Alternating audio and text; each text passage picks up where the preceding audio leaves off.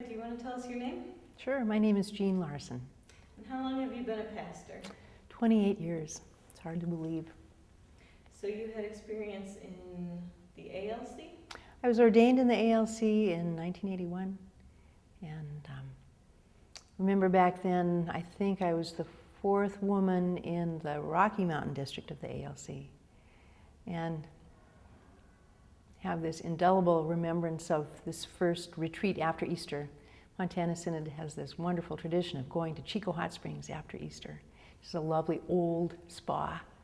And there were so few women, and at that time, pastors' spouses were not included in this retreat. So there were just a few of us, and surrounded by this sea of male colleagues who were mostly wonderful. But when it came time to sing the hymns, we couldn't hear ourselves. The men would sing beautifully, loudly, robustly. The women could sing as best we could, and we just could not hear ourselves. And it was disconcerting. It was astonishing. I'd gone to a seminary at Yale Divinity School where 40% of us were women. I'd never not heard my voice singing before.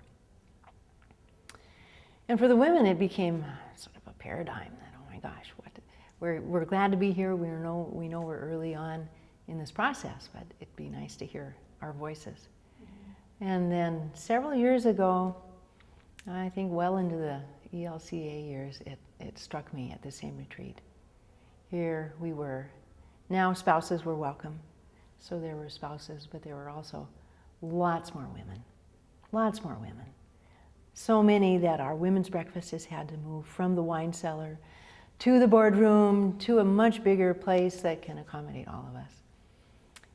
And it struck me one day that I could hear my sisters sing, these beautiful soprano and alto voices. And I almost started to cry because it was such a lovely remembrance and recognition of where the church has been and where we are now, and the sense of being included in that way. What kind of challenges did you face as a woman pastor? Well, early on, there were people in Montana, where I served in Billings at the time, people of good faith, deep faith, who nonetheless, because of Scripture, couldn't quite wrap their heads around having a woman pastor or intern. One guy, Gil, I remember him in my internship parish, a little old insurance agent guy, came and said, Jean, you're really a good person, but I just don't think the Bible speaks to having women clergy. And I want to be honest with you. At the same time, I'm glad you're here, and I want to be open to this. And I thanked him, because a lot of people, in my experience, would sort of use Scripture to say the same thing. This sounds really bad, but it's true. I didn't know if they were sincere. But Gil was sincere, I knew it. And at the end of the year of my internship, he came up and said, Jean, I've changed my mind. I think the Spirit really is with women in ministry. And the Spirit has shown me the Scriptures in a new light. And I'm so grateful, because that's what I hope the church can do as we debate at this assembly, the inclusion of gay and lesbian pastors and their partners. So that was one experience, and that was really a gift. For the most part in Montana, early on, there was this sense of, we're pioneers, and if you can do it, God bless you. There is that sort of rugged individualism of the prairies and Montana ethos. More the problem I encountered was with myself. In my first call, I was full of myself, and I insufficiently loved the people. I had my own agenda. And I got into trouble, predictably and understandably. And I couldn't figure out the source of the problems. I didn't know if it was because I was a woman, because the vote to call me was a squeaker. And so I thought it might be because they're just not ready for a woman. Or it might be because of the content of what I was preaching. A lot of anti-nuke stuff. And then, of course, I had to consider maybe it really is the way I'm going about things. And really, primarily, upon reflection, I learned it really was the way I was going about things, with not sufficient love within me to engage my parishioners who were more conservative than I. But it was confusing because the women's question was never articulated. I mean, is it because I'm a woman and they don't want a woman pastor? Nobody said that out loud. So it was just confusing. What kind of reactions did you get from your congregation? Oh gosh, in that case, well, many people appreciated my ministry. I should start there. But I wounded a lot of people. I didn't listen. And they did not feel heard. And that created problems. I had a term call, and at the end of that term, I was delighted to give birth to my first son, and decided, well, this is probably a good time to be a mom. Take some time apart and do this work, follow this vocation, and ponder this first parish call. So I did that, and was aided by participating in an extended clinical pastoral education team. And these were my friends whom I trusted, and they could just nail me. They could confront me.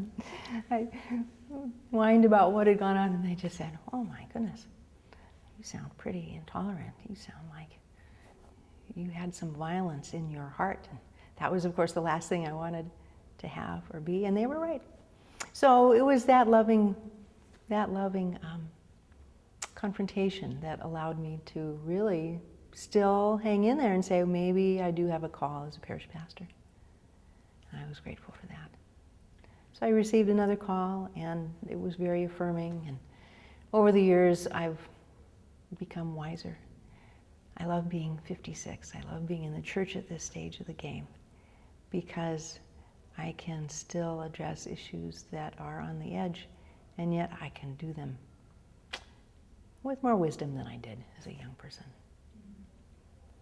When you were talking about the birth of your son, it made me wonder, do you think that being a mother has impacted how you are as a pastor? Oh yeah. My children's sermons are much better. Being a mother really reconnected me with creation in a lovely way. I mean, you're holding this little baby boy, and he just becomes a little mystic, being fascinated by all these things that he's discovering in the world. And it grounded me, gave me the earth back. So yeah, no doubt, being a mother. I have 2 sons. They have taught me so much, and the experience of being a mom, which is way harder than being a pastor. They're all grown up now, yay! And they're wonderful young men, but it's this challenge of being there for the other. And when they're little, you have to be there for them. And it's not a matter of reasoning them out of being tired or hungry or just cranky. You have to give yourself over to them. And that was hard. But I learned how to do that. And parish ministry can be like that. It's not as incessant as that. And I think I, along with the rest of the church, is learning about self-care in a more healthy way. But sometimes you have to give yourself over to the situation, to the people. And my kids taught me how to do that. Do you have any hopes for the ELCA? Oh, I do. I'm full of hope. Full of hope for the ELCA. It's wonderful to see young ministers. It's sort of a shock to realize that I'm among the older tier of pastors in the Montana Synod. It's really, really odd to go to Synod assemblies. And I remember when I was young, to see the pastors going up to get their 25-year plaques. I thought, oh man, those guys are old. And then 3 years ago, it was my turn. And I thought, my, how time has flown.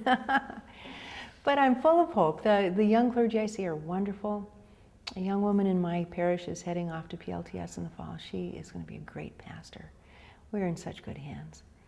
I think the Spirit is really with the church. This is a hard time at this particular assembly dealing with the question of changing ministry policies.